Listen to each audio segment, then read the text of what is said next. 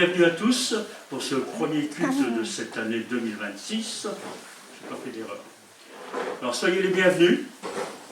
Sentez-vous accueillis par le Seigneur, accueillez-vous les uns les autres, ce que vous avez déjà fait. Et c'est vraiment chouette de voir ça le matin, dimanche matin, tout le monde s'accueille les uns les autres. Ce serait bien que dans la rue, les gens fonctionnent un peu comme ça. Hein, ce serait bien. Bonjour, salut, ça va, comment tu vas? Mais bon, merci Seigneur, parce que l'Église peut le faire. On est la famille de Dieu et on s'apprécie les uns les autres. Alors on va chanter un premier chant. Ensuite, je fais une petite lecture. Je t'exalterai Seigneur. Donc on va démarrer notre culte et cette année en exaltant notre Dieu, notre Seigneur, pour qui il est et ce qu'il a fait pour chacun d'entre nous. Alors on va chanter cela ensemble. Ça marche?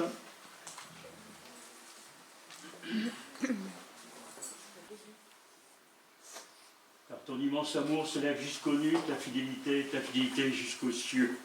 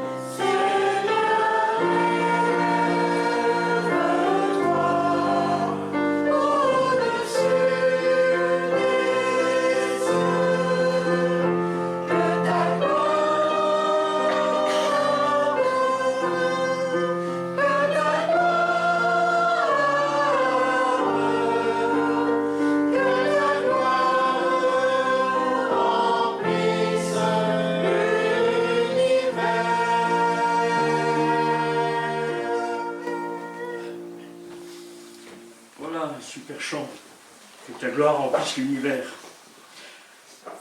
Alors je vais vous faire une petite lecture, un peu, si ça fonctionne. Voilà. Hop là, je l'ai perdu. Voilà. Excusez-moi, la technique, c'est bien quand ça fonctionne. Voilà. Oula, j'ai un problème.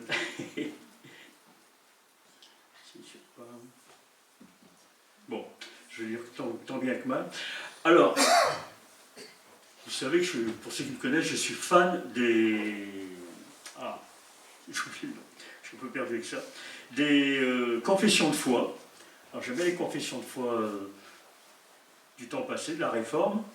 Et le premier dimanche de la confession de foi de Heidelberg, donc toutes les semaines, ils lisent un article. Et là, le premier article que je vais lire pour démarrer l'année, pour nous rappeler ce que le Seigneur a fait l'année dernière, et nous encourager pour l'année qui vient. Alors je vais faire une lecture un peu difficile parce que j'ai un problème technique là. Alors la question c'est, quelle est ton unique assurance dans la vie comme dans la mort? Intéressant, hein? Alors c'est que dans la vie comme dans la mort, j'appartiens, corps et âme, non pas à moi-même, mais à Jésus-Christ. Alors c'est un rappel, c'est sûr, mais en même temps c'est quelque chose qui doit nous booster pour l'année qui vient. Voilà, attends, j'arrive. C'est que dans la vie comme dans la mort, j'appartiens corps et âme, non à moi-même, mais à Jésus-Christ. Mon fidèle Sauveur, par son sang précieux, il a totalement payé pour tous mes péchés et m'a délivré de toute puissance du diable. Il me garde si bien qu'il ne peut tomber un seul cheveu de ma tête sans la volonté de mon Père qui est dans les cieux. Promesse, hein, c'est une réalité. Quand Jésus l'a dit, ce n'était pas une figure comme ça, poétique, hein, c'est une réalité.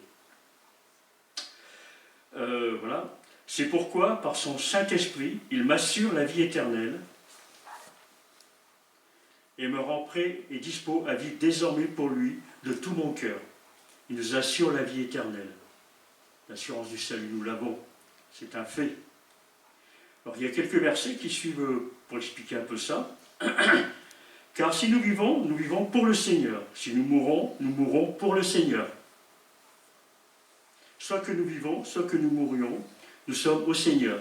Je me souviens quand le Covid est arrivé, il y avait ces idées de mourir et ces choses-là. Bien sûr, on pouvait tous en...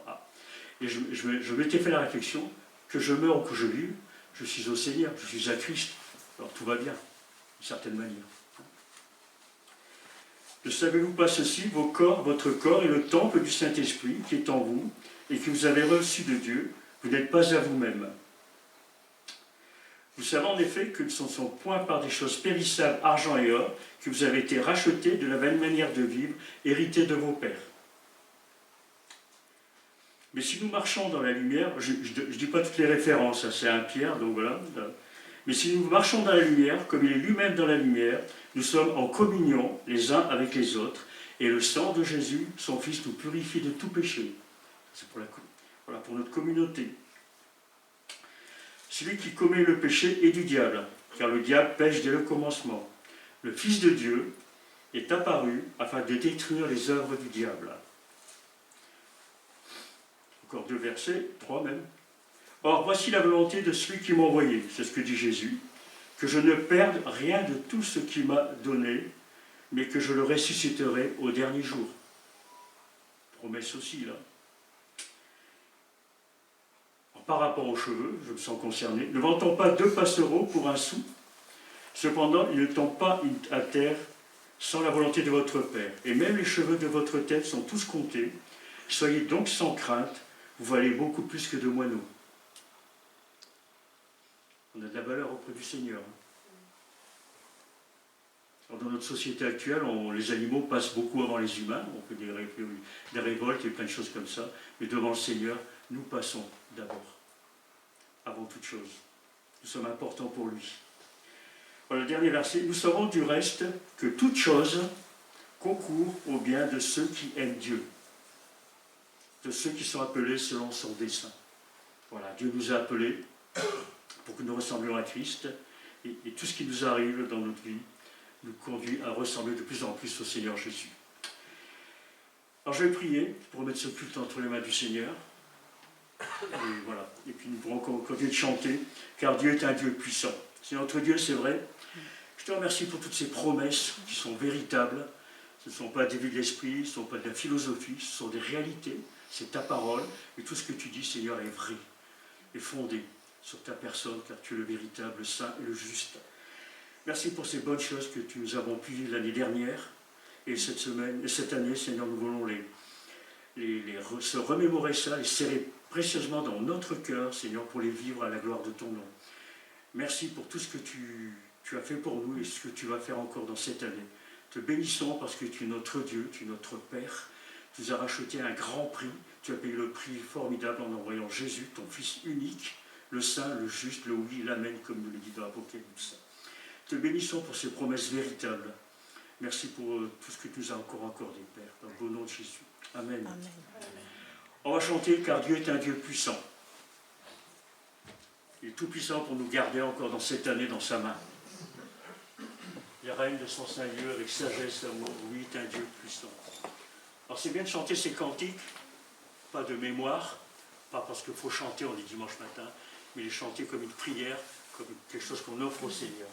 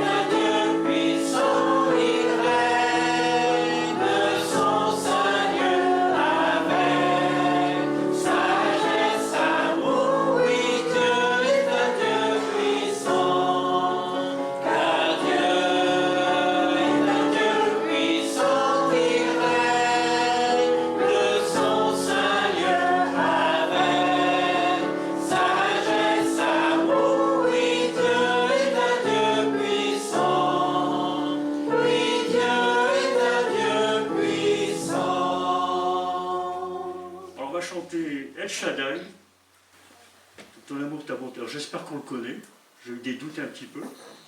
Voilà. Alors dans les paroles, c'est marqué El Elyon, Eliona Adonai. Alors est-ce qu'on sait ce que ça veut dire? Non. Non, ouais. Alors le problème, c'est qu'on chante souvent des trucs et on ne sait pas trop ce que ça veut dire. El Shaddai, ça veut dire Dieu tout-puissant, ça on le sait. El Elyon, ça veut dire le Seigneur le plus grand.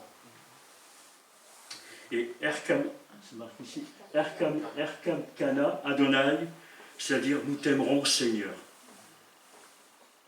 Ce matin on a fait un peu d'hébreu, c'est magnifique, hein. Erkam Kana. Alors le défi c'est peut-être de travailler l'hébreu cette année, bon, enfin bon voilà, c'est pour plaisanter. Alors on va chanter El Shaddai, ton amour, ta bonté, voilà. Notre Seigneur est le plus grand, il est le tout-puissant, et nous l'aimerons.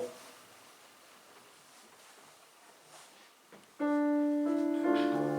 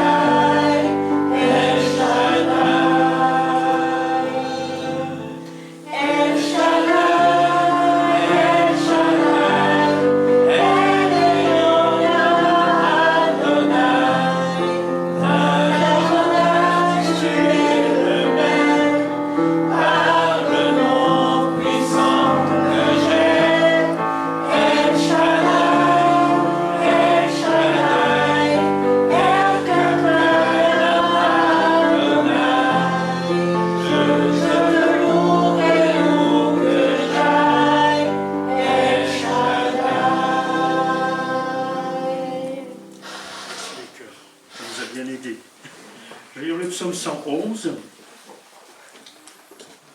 Si tout va bien dans ma petite machine. Voilà. Oh, je l'ai perdu. Je vais prendre une Bible, c'est quand même mieux que l'électronique. Ah, encore mieux. Alors, je vais le lire. Merci la technique, hein, très bien. Psaume 111, donc, louez tous l'Éternel. Je mettrai tout mon cœur à louer l'Éternel dans l'assemblée, dans le conseil des justes. L'Éternel accomplit des œuvres admirables. Elles sont méditées par tous ceux qui les aiment. Ses actes manifestent sa gloire et sa splendeur. Pour toute éternité subsiste sa justice. Il veut qu'on se souvienne de toutes ses merveilles. Oui, l'Éternel est bon et il fait grâce. Il pourvoit aux besoins de ceux qui le révèrent. Il se souvient toujours de son alliance. Il a manifesté sa puissance à son peuple en agissant pour lui quand il lui a donné le pays d'autres peuples. Tout ce qu'il fait témoigne qu'il est fidèle et juste. Tous ses commandements sont dignes de confiance. Ils sont bien établis pour toute éternité, fondés sur la justice et la fidélité. Il envoie le salut pour délivrer son peuple. Il conclut avec lui une alliance éternelle. C'est un Dieu saint et redoutable. La clé de la sagesse, c'est de révérer l'Éternel. Ceux qui s'y tiennent ont une saine intelligence. Qui observe ses lois est vraiment avisé. Sa louange subsiste jusqu'à l'éternité. La clé, donc j'ai lu, c'est bon. Merci. On va chanter un chant encore, et après on laissera la place à Rémi. Je laisserai la place à Rémi, pour qu'il nous conduise dans ce temps de Eucharistie, comme il m'a dit tout à l'heure. C'est pas toi, c'est pas grave. J'ai eu le souci là par avant. On va chanter Grand Dieu, nous te bénissons. La place à Rémi après, merci.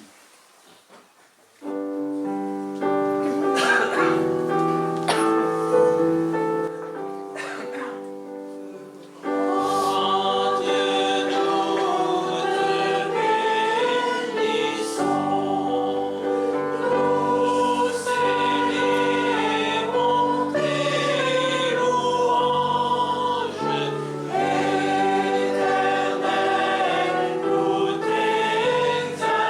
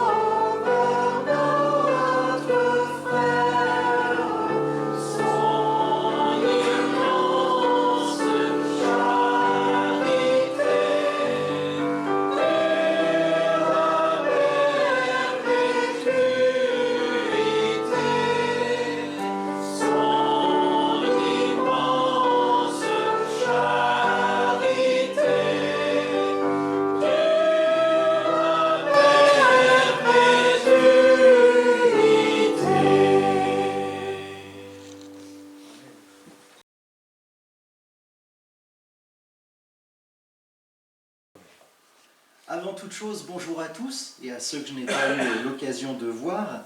Et en ce début de nouvelle année, permettez-moi de vous présenter, ou de vous présenter à nouveau, mes meilleurs vœux. Alors, de joie, d'amour, de réconfort, de réussite, vous mettez ce que vous voulez derrière, mes meilleurs vœux. Si vous êtes d'accord et si vous l'acceptez, j'aimerais vous présenter mes meilleurs vœux, mais d'unité. D'unité, simplement dans l'Église et également envers toutes vos relations extérieures, que ce soit vos amis, que ce soit vos collègues, votre famille. Et je citerai également ce passage que nous avons lu la semaine et année dernière, en Philippiens 4, le verset 5, « Que votre douceur soit connue de tous les hommes, le Seigneur est proche. » Philippiens 4, verset 5. Un énième challenge, notamment pour qui en manque. Alors parfois et souvent, je le confesse pour ma part, la douceur, c'est pas mon dada. Aussi priez pour moi en ce sens également, ça ne fait pas partie de mes résolutions pour cette année seulement, mais pour le restant de ma vie. Ceci étant dit, j'aimerais simplement vous lire cette prière que Jésus a faite et que l'on trouve en Jean 17, que vous connaissez et d'ailleurs maîtrisez par cœur. Je n'en doute pas. Alors, présentons ce temps de scène avec ce passage de Jean 17. Merci. Après avoir ainsi parlé, Jésus leva les yeux au ciel et dit : Père, l'heure est venue. Fais éclater la gloire de ton Fils pour qu'à son tour, le Fils fasse éclater ta gloire. Nous venons de le chanter et de le déclarer. En effet, tu lui as donné autorité sur l'humanité entière, afin qu'il donne la vie éternelle à tous ceux que tu lui as donnés. Or, la vie éternelle consiste à te connaître.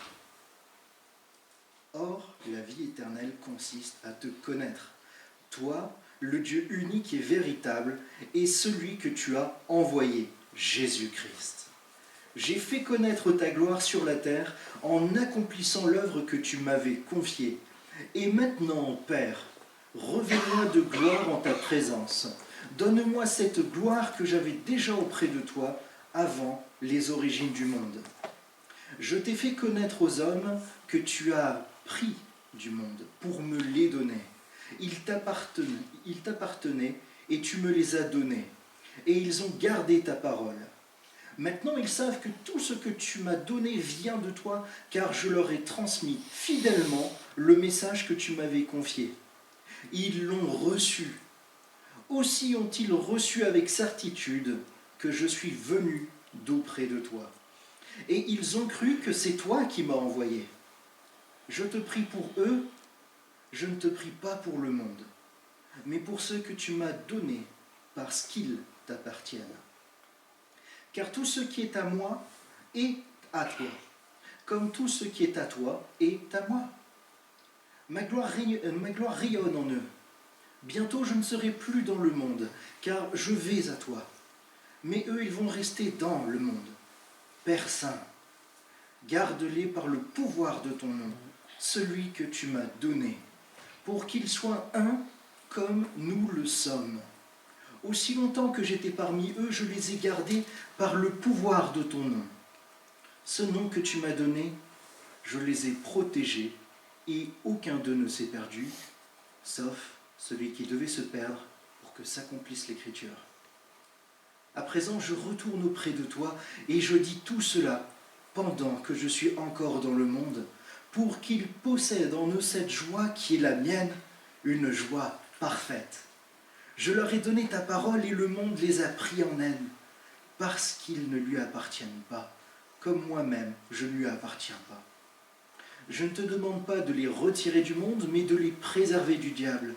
Ils n'appartiennent pas au monde, comme moi-même je ne lui appartiens pas. Consacre-les par la vérité. Ta parole est la vérité. Comme tu m'as envoyé dans le monde, moi aussi je les y envoie. et je me consacre moi-même à toi pour eux, pour qu'ils soient à leur tour consacrés à toi par la vérité. Ce n'est pas seulement pour eux que je te prie, c'est aussi pour ceux qui croiront en moi, grâce à leur parole. Je te demande qu'ils soient tous un, comme toi, Père, tu es en moi et comme moi je suis en toi. Qu'ils soient un en nous, pour que le monde croie que c'est toi qui m'as envoyé. Je leur ai donné la gloire que tu m'as donnée, afin qu'ils soient un, comme toi et moi, nous sommes un. Moi en eux et toi en moi. Qu'ils soient parfaitement un, et qu'ainsi le monde puisse reconnaître que c'est toi qui m'as envoyé et que tu les aimes comme tu m'aimes. Père, mon désir est que ceux que tu m'as donnés soient avec moi là où je serai, et qu'ils contemplent ma gloire, celle que tu m'as donnée parce que tu m'as aimé avant la création du monde. Père, toi qui es juste dans le monde, le monde ne t'a pas connu, mais moi je t'ai connu, et ceux-ci ont compris que c'est toi qui m'as envoyé. Je t'ai fait connaître à eux, et je continuerai à te faire connaître, pour que l'amour que tu m'as témoigné soit en eux, et que je le sois moi-même en eux.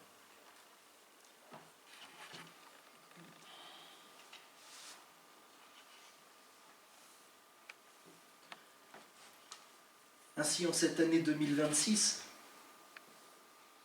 je vous et nous invite, nous qui sommes rachetés par le sang de l'agneau, à vivre et à pratiquer cette unité. Unité telle qu'il est écrit. Nous l'avons lu. Je leur ai donné la gloire que tu m'as donnée afin qu'ils soient un comme nous sommes un. Soyons donc reconnaissants pour notre réconciliation avec notre Dieu et notre Père.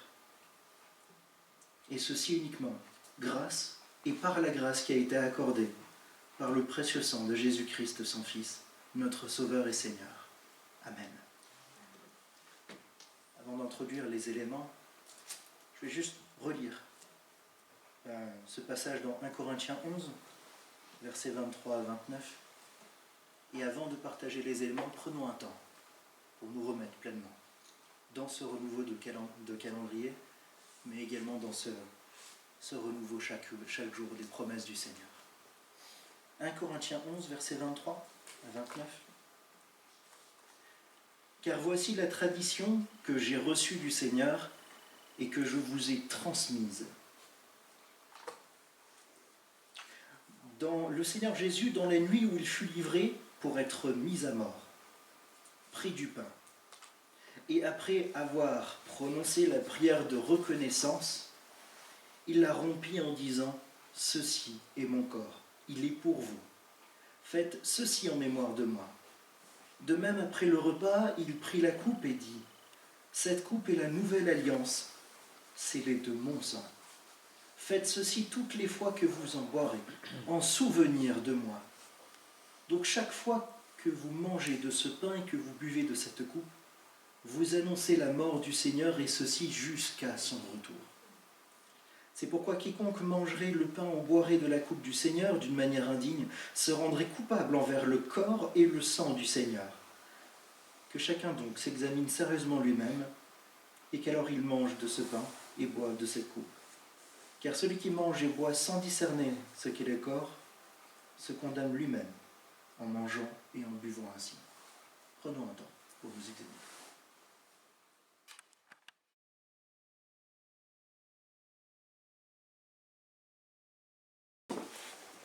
Voilà donc également une bonne année à tous ceux que je n'ai pas pu saluer. Alors une bonne année, ça ne veut pas nécessairement dire une année remplie de succès, remplie de choses extravagantes, et ça veut dire une année avec le Seigneur. Et si on se confie dans le Seigneur, on ne peut pas être déçu, comme on l'a déjà rappelé. Tournez les yeux vers le Seigneur et rayonnez de joie, on chante parfois. Et c'est donc la clé pour pouvoir donc avoir une année réussie, quelles que soient les circonstances, quel que soit ce qui nous entoure. Et nous allons aujourd'hui donc nous intéresser à un passage du livre des Actes à propos d'une séquence de prières qui a pu avoir lieu, une prière qui était adressée par toute l'église de Jérusalem pour la délivrance de Pierre qui était en prison. Et dans notre cycle donc de messages concernant donc ce qu'est la prière, eh bien, on peut également donc prendre cet exemple qui est extrêmement intéressant. Donc, chapitre 12 du livre des Actes. À cette époque-là, le roi Hérode se mit à maltraiter les membres de l'Église, et il fit mourir par l'épée Jacques, le frère de Jean. Quand il vit que cela plaisait aux Juifs, il fit encore arrêter Pierre. C'était pendant la fête des pains sans levain. Après l'avoir fait arrêter et jeter en prison, il le mit sous la garde de 4 escouades, de 4 soldats chacune. Il avait l'intention de le faire comparaître devant le peuple après la Pâque. Pierre était donc gardé dans la prison et l'Église adressait d'ardentes prières à Dieu pour lui. La nuit qui précédait le jour où Hérode allait le faire comparaître, Pierre, attaché avec 2 chaînes, dormait entre 2 soldats. Des sentinelles postées devant la porte gardaient la prison. Soudain, un ange du Seigneur survint, et une lumière resplendit dans la cellule. L'ange réveilla Pierre en le frappant au côté et lui dit « Lève-toi vite !» Les chaînes tombèrent de ses mains. Puis l'ange lui dit « Mets ta ceinture et tes sandales. » C'est ce qu'il fit. L'ange lui dit encore « Mets ton manteau et suis-moi. » Pierre sortit et le suivit, sans savoir que ce que l'ange faisait était réel. Il croyait avoir une vision. Ils passèrent la première garde, puis la seconde, et ils arrivèrent à la porte de fer qui mène à la ville. La porte s'ouvrit d'elle-même devant eux. Ils sortirent et s'avancèrent dans une rue. Aussitôt, l'ange quitta Pierre. Revenu à lui-même, Pierre dit « Maintenant je sais, vraiment, que le Seigneur a envoyé son ange et qu'il m'a délivré du pouvoir d'Hérode et de tout ce que le peuple juif attendait. »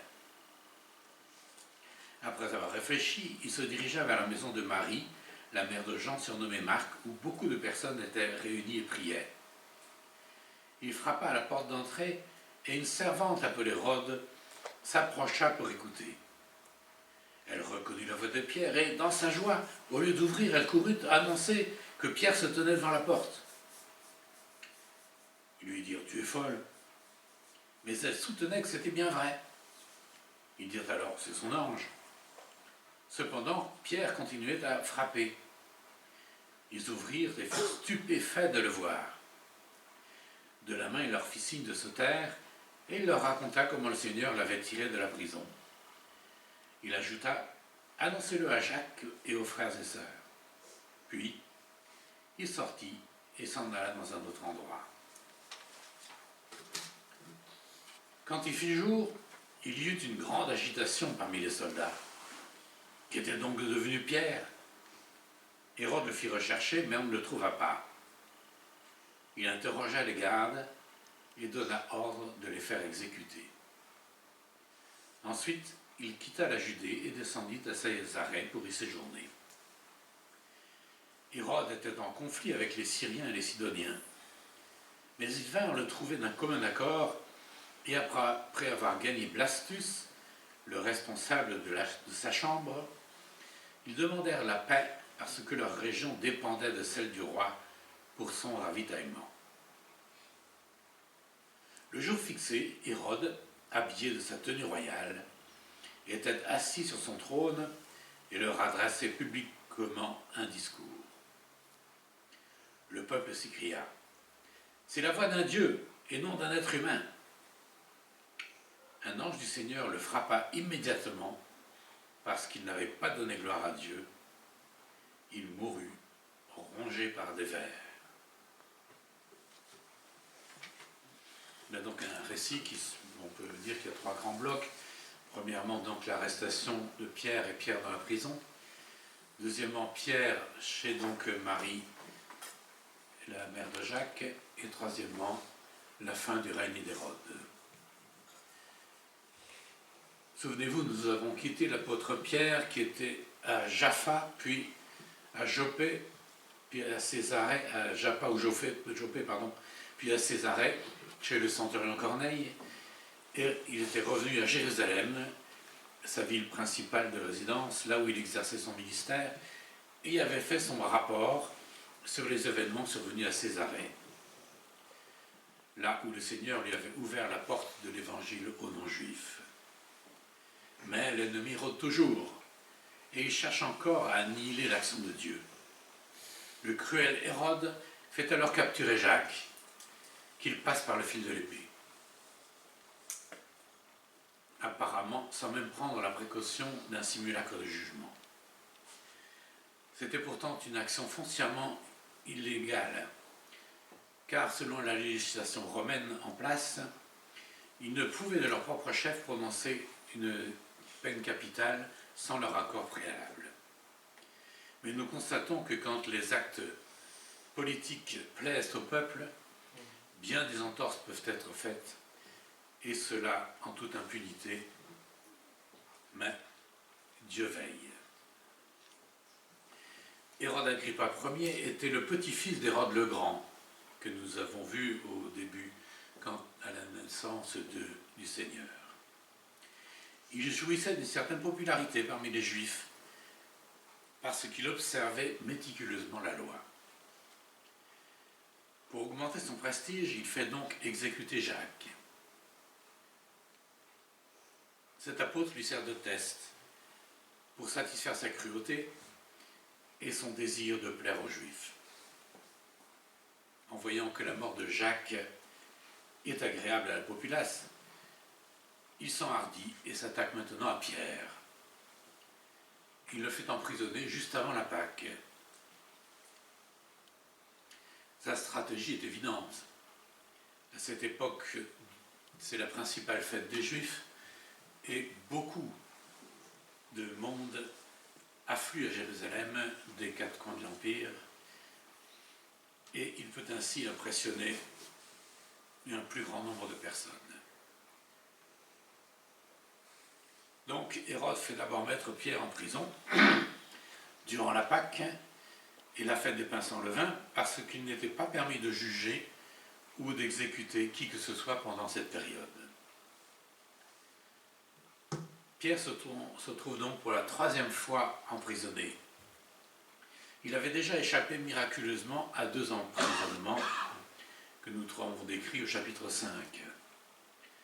Un ange du Seigneur avait déjà ouvert les portes de la prison pour faire sortir Pierre accompagné des autres apôtres. Et le récit du chapitre 5 nous apprend d'ailleurs que les portes avaient également été soigneusement refermées par l'ange, ce qui avait causé la plus grande perplexité le lendemain matin quand on est venu chercher les prisonniers.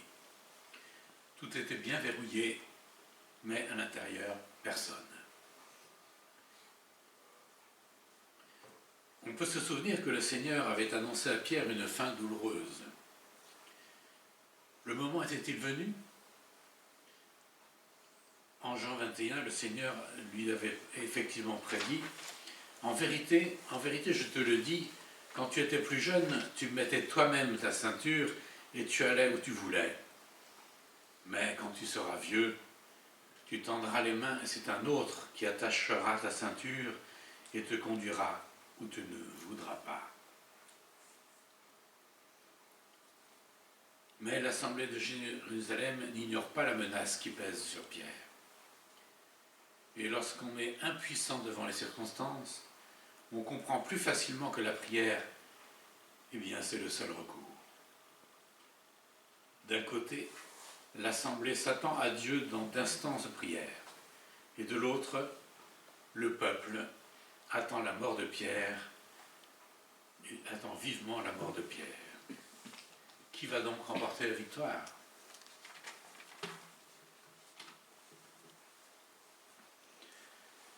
Et on a vu que le roi avait cette fois-ci pris d'infimes précautions.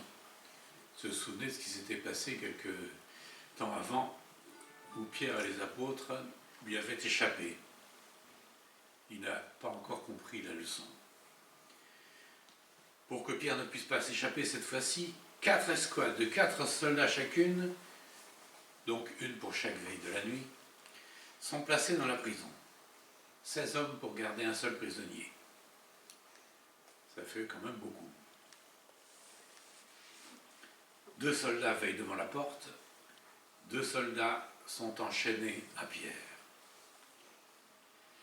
Habituellement, un prisonnier était enchaîné, un prisonnier du moins dont on voulait s'assurer absolument qu'il ne s'enfuit pas, est enchaîné à la main droite, par la main droite, du moins à la main gauche d'un soldat. Pour Pierre, les mesures supplémentaires sont prises, on double le système.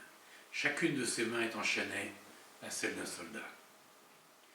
Et malgré cette perspective d'être condamné à mort le lendemain, Pierre dort paisiblement. C'est quelque chose qui est remarquable dans ce récit.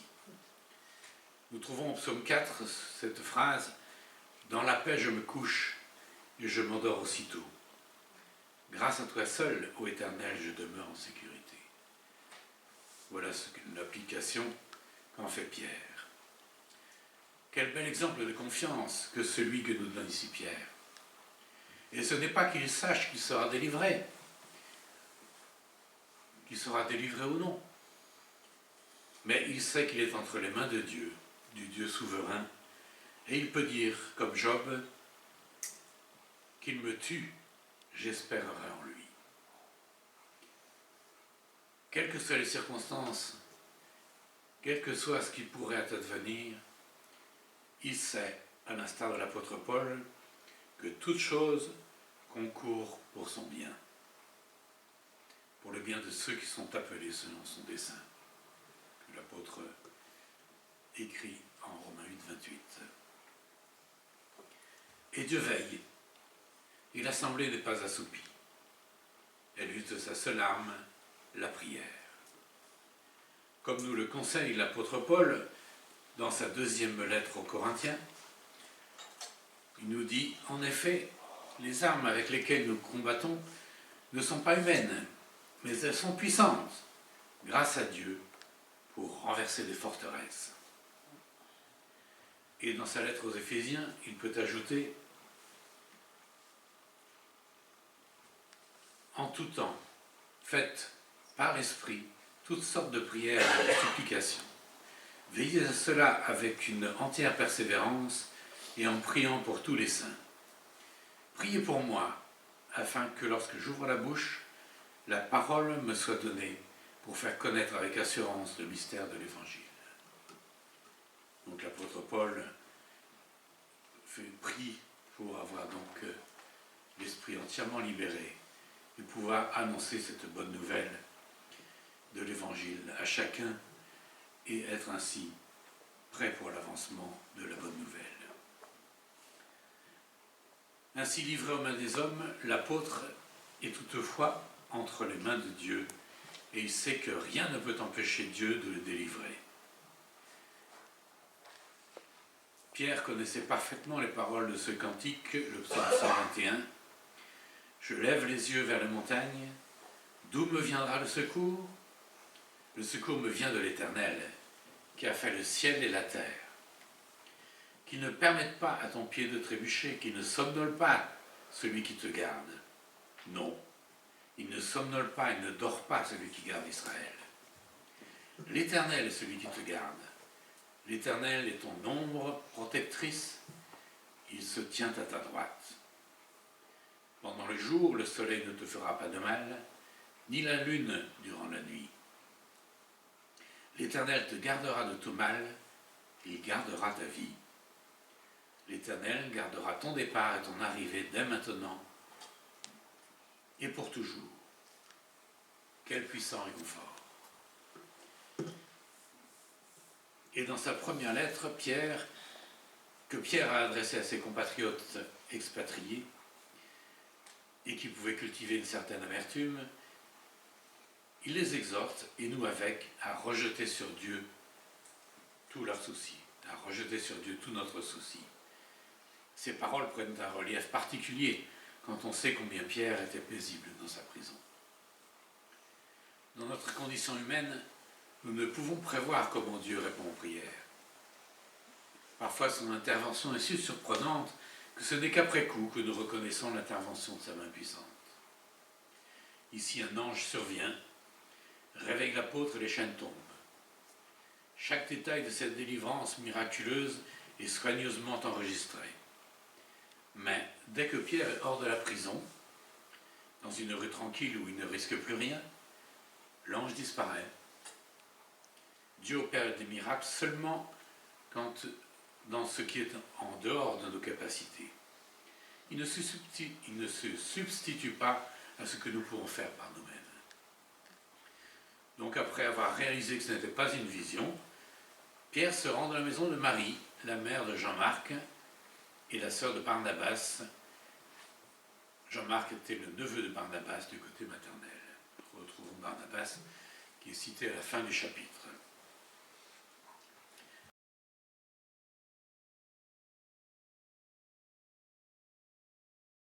Alors, la porte de fer de la prison s'est ouverte d'elle-même, mais Pierre a dû frapper longtemps à la porte de la maison où se tenait une réunion de prière. La servante, Rhode, ce qui veut dire rose en fait en français, elle reconnaît la voix de l'apôtre, mais elle n'ouvre pas, dans sa hâte d'annoncer la nouvelle de la délivrance. La foi la plus humble n'est pas toujours acceptée par tous. Il faut du temps aux croyants pour reconnaître que leurs prières sont exaucées. Mais le Seigneur peut faire infiniment plus que ce que nous demandons ou pensons, nous dit l'apôtre Paul en Éphésiens 3. L'attitude des frères montre combien peu ils s'attendaient à une délivrance rapide. C'est son ange, disent certains, pensant peut-être que Pierre était déjà mort et que leur prière n'était d'ailleurs plus nécessaire, ou se rappelant que les anges sont les serviteurs des croyants. De toute manière, Dieu répond au-delà de leur foi.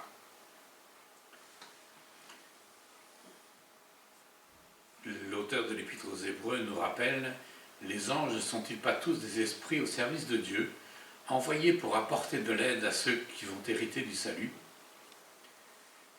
Et le Seigneur nous précise en Matthieu de faire bien attention à ne pas mépriser un seul de ces petits, car je vous dis que leurs anges dans le ciel sont continuellement en présence de mon Père Céleste.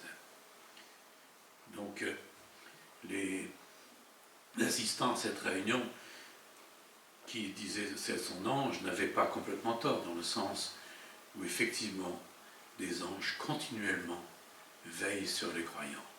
Même si nous ne le réalisons pas à chaque instant, eh bien c'est bien le cas, et donc le Seigneur nous le rappelle ici.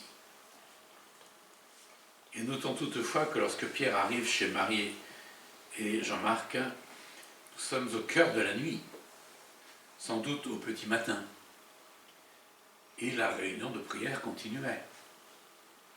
Quelle persévérance! Engageons-nous de mettre en pratique une telle persévérance? Bien sûr, il y a d'autres solutions possibles à notre époque moderne, mais tout de même, cela est remarquable.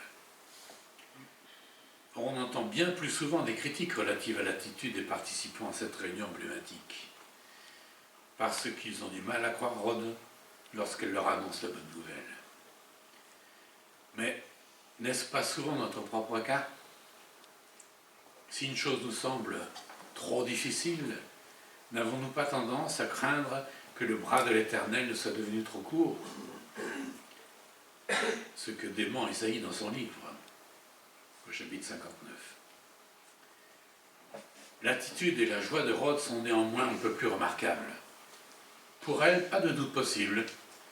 Elle n'envisage pas une seule seconde que ce puisse être l'ange de Pierre, comme le disent certains autres, Bien sûr, elle en oublie d'ouvrir la porte, mais est-ce grave? Cela participe simplement à son euphorie, une jubilation qui fait chaud au cœur et qui montre sa foi, une foi toute simple et également toute entière. Cela me rappelle une anecdote bien connue relative à une réunion de prière qui s'était tenue, qui avait été décidée par une église de campagne par suite d'une sécheresse persistante qui menaçait les cultures. Une petite fille arriva, munie d'un parapluie, à l'heure dite, à la réunion de prière. Tous les participants se mirent à sourire, voire à lui demander pourquoi prendre un parapluie par ce soleil radieux. Pas un n'envisageait une réponse, du moins si rapide, à leur prière. Et la petite fille fut la seule à ne pas rentrer chez elle, trempée. Pour Rhodes, c'est un peu le même type de réaction. « Tu es folle ?» lui dit-on, réponse que l'on imagine volontiers accompagnée d'un sourire plus ou moins appuyé. La nuit n'était même pas achevée. À vue humaine, rien ne pouvait s'être passé à la prison. Aucun ordre de libération n'aurait pu être émis. Et si un ordre divin, impérieux, impératif, miraculeux, mais indéniable. Et Pierre, après avoir raconté sa délivrance, sort pour s'en aller dans un autre lieu. Certains y ont vu de la désapprobation vis-à-vis de l'attitude incrédule des frères et sœurs du cru. Mais cela semble toutefois hors de propos. Et la réaction de l'Assemblée qui nous est décrite sert surtout à illustrer nos propres réactions potentielles lors de circonstances similaires. Le Seigneur nous invite plutôt à avoir cette foi qui transporte les montagnes, décrite si bien à ses disciples en Marc 11. Alors il semble plutôt que Luc nous indique là que dès lors, il s'attachera au ministère de l'apôtre Paul. En effet, dès ce moment, Pierre n'est plus mentionné dans le livre, hormis à l'occasion de son intervention dans l'Assemblée à Jérusalem, au chapitre 15. Désormais, la place est laissée à Paul, qui a vraisemblablement assisté à la scène, vu qu'il est mentionné à la fin du chapitre. Et nous retrouvons la réaction d'Hérode. Pour venger son déshonneur, celui-ci fait subir le supplice aux gardes innocents. La loi d'alors voulait que si un criminel échappait, son garde subisse la même punition. Le roi devait connaître quelque chose de la puissance de Dieu lorsqu'il savait que Pierre avait échappé d'une manière extraordinaire. Mais plutôt que de s'humilier, il accroît sa culpabilité en faisant mourir 16 gardes. Qu'il savait pourtant pertinemment innocent. Et la fin du chapitre est consacrée à la fin du règne d'Hérode et à sa chute. Un événement tragique s'il en est. Et si ces événements sont rattachés par Luc à ce qui est décrit juste avant, la délivrance de Pierre, c'est pour bien mettre cela en contraste. Si Dieu peut délivrer ses serviteurs, il peut aussi intervenir avec la même puissance miraculeuse, mais cette fois en jugement. On ne se moque pas de Dieu. On voit donc le roi Hérode descendre à Césarée, à l'instigation des Tyriens et des Sidoniens. Dans leur désir désespéré de plaire au roi, ils n'hésitent pas à lui accorder des attributs divins. Et qui est une acclamation bien mercantile. On voit dans le chapitre que s'ils l'acclament, c'est bien avant tout parce qu'ils espèrent qu'il leur apportera des subsides, qu'il leur apportera de quoi remplir leurs panses. Et voilà jusqu'où ils vont pour flatter le roi. En acceptant la position que lui donnent ses vassaux, Hérode est une image de l'homme de perdition, comme l'Antichrist le sera lorsqu'il se proclamera Dieu. Et l'apôtre Paul nous prévient dans sa deuxième lettre aux Thessaloniciens de cela. Hérode est frappé sur son trône, le siège de son orgueil démesuré. Nous avons vu qu'il connaissait la loi puisqu'il tenait à l'appliquer, mais d'une façon tout à fait mercantile. Il s'ingéniait à la respecter et donc à la connaître. Cela se permettait de se fondre dans la culture juive. Il faut se souvenir que Hérode n'était pas un juif. Mais ce respect de la loi n'était que politique. Et à cette heure, il a failli au premier des commandements. Selon le livre de l'Exode, il était écrit « Tu n'auras pas d'autre Dieu devant ma face ». Et un peu plus loin, « Tu ne te prosterneras pas devant un autre Dieu, car l'Éternel porte le nom, car l'Éternel qui porte ce nom est un Dieu jaloux. Il ne laisse pas sa gloire à un autre. » Il est remarquable de voir le parallèle entre l'intervention divine au profit de Pierre. L'ange a frappé Pierre à son côté pour le délivrer, pour le réveiller. Et à l'encontre du roi, un ange frappe Hérode pour le juger. Il est puni immédiatement et meurt. Dieu ne punit pas tout péché sur le champ, mais il est certain qu'il les jugera tous un jour. Ici, la responsabilité d'Hérode est très grande, parce qu'il connaissait les enjeux de la loi mosaïque, et qu'il démontrait par son attitude que le respect qu'il en affichait n'était que de façade. Et en ce qui concerne le peuple servile, qui ne pensait qu'à flatter cet homme pour leurs propres intérêts, quelle leçon! Ils érigeaient cet humain à la hauteur de Dieu, et Dieu leur rappelle brutalement que nul homme ne peut s'arroger un tel droit.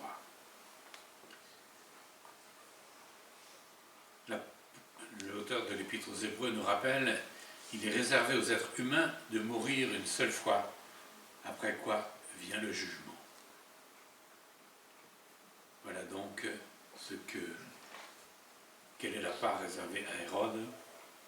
Et en contraste, Pierre nous rappelle dans sa deuxième lettre « Ainsi donc le Seigneur s'est délivré de l'épreuve, les hommes pieux, et gardé les injustes pour le jour du jugement où ils seront punis. » Et Jude nous dit « Voici que le Seigneur est venu avec les saintes troupes pour exercer un jugement contre tous et pour faire rendre compte à tous les impies qui sont parmi eux de tous les actes d'impiété qui sont commis et de toutes les paroles dures qu'en pécheurs impies ils ont proférées contre lui. » Voilà donc le contraste que nous avons ici dans ce chapitre entre ce que Dieu peut faire en faveur de ses enfants qui lui ont demandé instamment par la prière, par une prière sincère, et donc appuyé d'ardentes prières que l'Assemblée adressait à Dieu envers donc Pierre.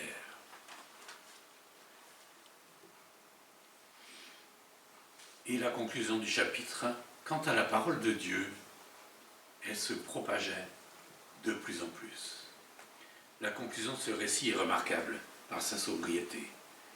La parole de Dieu croissait et se multipliait, sa sphère d'influence s'élargissait, et la persécution n'avait que fortifié les disciples, dont le nombre ne cessait de grandir. Barnabas et Saul reviennent de Jérusalem où ils avaient apporté le nom des frères d'Antioche. Cette indication marque la transition avec un nouveau développement de l'œuvre missionnaire. Jusqu'à présent, toute l'activité partait de Jérusalem. Un nouveau centre s'ouvre maintenant à Antioche.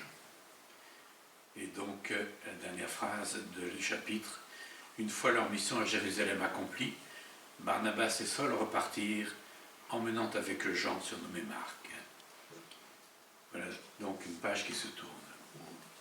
Mais pour nous, Ce que nous avons à retenir de ce chapitre, c'est avant tout un magnifique exemple de l'efficacité de la prière, ici la prière de groupe. Une prière ardente, intense et sincère. Et la réponse est à la hauteur. Une suite de miracles extraordinaires.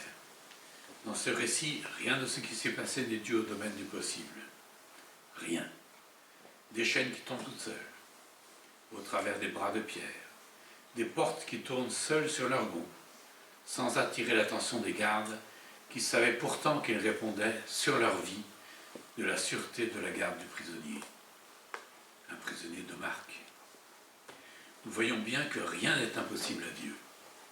Alors sachons prier, selon la volonté de notre Père, en demandant, comme nous y engage l'apôtre Jacques, comme il convient, et non pour satisfaire notre petit ego. Et alors, tout est possible. Et pour cela, nous pouvons rendre grâce et gloire au Seigneur avec des cœurs pleins de reconnaissance. Et ainsi, pour cette année nouvelle, ayons cela à cœur, sans cesse et sans nous lasser. Et nous pouvons reprendre à notre compte la prière faite par un poète dans ce cantique. Ta grâce atteint au Seigneur jusqu'aux cieux. Ta vérité s'élève jusqu'aux nues. De ton amour, nos âmes confondues méditeront tes faits mystérieux. Rassasiés des biens de ton amour, désaltérés au fleuve de la grâce, fais-nous marcher en paix, devant ta face en te servant humblement chaque jour. Elle est en toi la source de bonheur, en toi qui seul est amour et lumière. Que ton esprit sans cesse, ô notre Père, règle nos pas et garde aussi nos cœurs.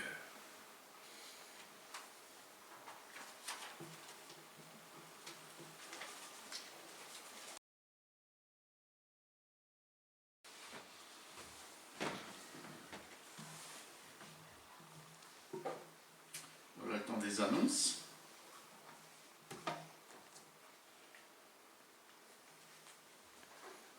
Alors, cette semaine,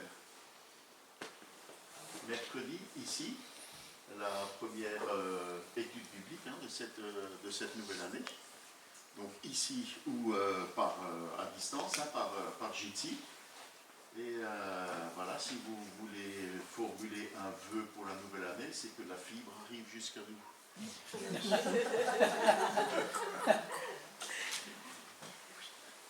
Voilà, c'est encore pas fait, on a espéré. Voilà. Donc il a fallu changer de fournisseur, parce que ça tournait en rond, ça aboutissait pas. Donc voilà. Merci encore Daniel pour ta persévérance, sans se décourager. Que de temps perdu. Enfin, voilà, donc 19h30, notre étude biblique. Et chacun est évidemment bienvenu. Groupe de quartier jeudi à 14h30 chez Annie. Oui, à Caisse. Et samedi, c'est juste, chez Jean et Sylvie, donc on peut progresser ensemble à 10h. Les jeunes à 18h samedi. Je regarde, oui, tout le monde à Caisse, c'est parfait. Voilà. Et rendez-vous dimanche prochain à partir de 9h20 pour un temps de prière et à 10h moins le quart pour le café culte. Donc on commence avec un café, puis on va dérouler le culte. Voilà, suivant notre coutume. Denise, joyeux anniversaire!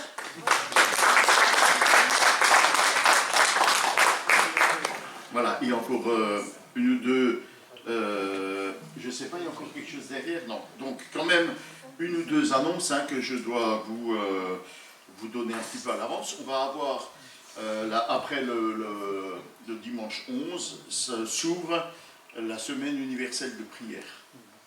Et donc cette année, ici sur Dunkerque, elle va se décliner en 3 rencontres. Le mercredi 14 à 19h, si je ne m'abuse, ça aura lieu ici.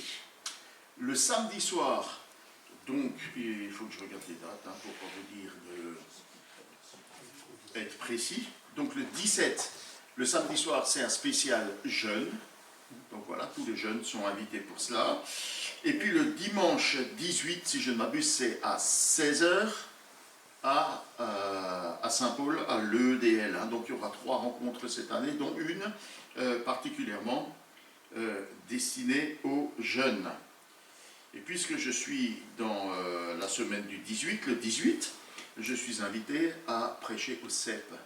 Sachez que dans l'organisation et l'entente que nous avons avec le CEP et aussi en conséquence de leur soutien financier pour mon ministère, je vais, à partir de ce mois de janvier, chaque mois, prêcher un dimanche dans l'église sœur, l'église du CEP, donc à Coudekerque branche. Donc ne vous étonnez pas de ne pas me voir un dimanche par mois.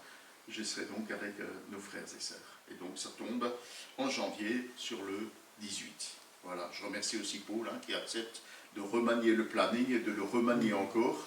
Voilà, parce qu'on est à la recherche des bonnes dates et de la bonne manière de faire. Voilà. Je vous annonce aussi dès à présent que nous aurons le week-end le dernier week-end de janvier, qui est à cheval sur janvier et février, donc le 31 janvier et le 1er février, un séminaire sur la prière avec Yann Newberry. Il y a encore, si vous le souhaitez, des questionnaires concernant la prière au fond. Remplissez-les si vous en sentez le besoin. Faites-nous des retours à ce propos. Le questionnaire, c'est utile si on a des retours à ce propos. Voilà, ce séminaire est libre, il est gratuit. Néanmoins, il s'appuie sur un livre qui a été écrit par un cahier qui a été écrit par Yann. Ce cahier vaut, je ne sais pas, 14-15 €. Ceux qui souhaitent l'avoir, on va vous inviter à vous faire connaître pour qu'on puisse le dire à Yann, qui va nous fournir la littérature qui est nécessaire. Donc voilà pour les annonces, ce qui est à venir dans notre mois. Donc le séminaire, ce sera le samedi après-midi et il va s'étaler sur le dimanche matin. Il y en aura la prédication et puis sur le dimanche après-midi, après un repas en commun. Voilà un petit peu l'organisation. Est-ce qu'il y a d'autres communications privilégiées en Jésus-Christ? Parce qu'il a payé pour moi. Cette grâce qui est suffisante chaque jour de cette nouvelle année qui s'ouvre devant moi. Cette grâce qui me fait croire qu'en aucune circonstance, je ne serai séparé de l'amour de Dieu manifesté en Jésus-Christ pour moi. Tu le crois? Amen. Amen. Et je me suis souvenu que, en complément de ça, déjà ça, je trouve ça énorme, de savoir que je peux compter sur le bonheur et la grâce de Dieu. Je me suis souvenu que dans leur fête solennelle, Dieu avait ordonné au souverain sacrificateur de prononcer une bénédiction sur le peuple d'Israël. Il le faisait annuellement. Annuellement, il y avait une assemblée solennelle et le souverain sacrificateur prononçait cette bénédiction. Cette bénédiction, je voudrais la prononcer sur vous ce matin. Peut-être d'une manière aussi un petit peu solennelle. C'est pourquoi je vous invite à vous lever. Et l'Éternel dit, quand le souverain sacrificateur invoquera de cette manière mon nom sur les Israélites, je les bénirai. Et je propose que si nous invoquons le nom de l'Éternel sur nous, il nous bénira. Alors voilà, quel était le contenu de cette bénédiction? Que l'Éternel te bénisse et te protège, que l'Éternel te regarde avec bonté et qu'il te fasse grâce. Que l'Éternel veille sur toi et qu'il t'accorde sa paix. Seigneur, nous te remercions de tout notre cœur d'être au bénéfice de ton amour et de ta grâce. Tu as veillé sur nous dans l'année passée. Et comme ça a été rappelé par certains, tu as répondu, tu as exaucé nos prières et tu nous as gardés, accompagnés. Et comme ça a été redit en cours de cette année, jusqu'ici l'Éternel nous a secourus. Nous engageons dans cette nouvelle année, nous voulons le faire avec confiance en toi. nous plaçons notre confiance en toi. Nous espérons en ton bonheur, nous espérons en ta grâce, nous croyons en ton amour et nous croyons en ta bénédiction. Merci parce qu'elle repose sur nous et elle repose sur nos familles. Garde-nous les yeux fixés sur toi et le cœur dans l'espérance de ton prochain retour et de la vie éternelle dans ta gloire. Avec notre reconnaissance, nous t'apportons la gloire, la louange, l'adoration et l'amour qui te reviennent. Merci de tout notre cœur. Amen. Amen.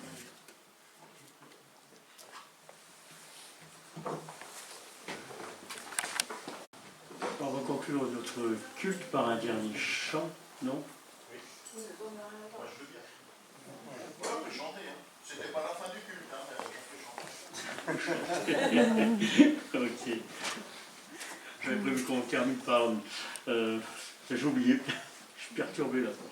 Quel ami fidèle et tendre nous avons en Jésus-Christ.